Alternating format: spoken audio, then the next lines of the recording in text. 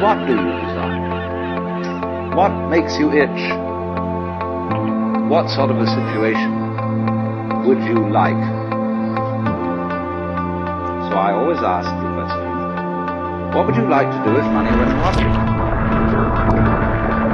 How would you really enjoy spending your life?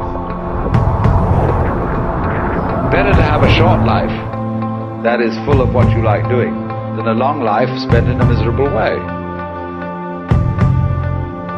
And after all, if you do really like what you're doing, it doesn't matter what it is, you'll eventually become a master of it.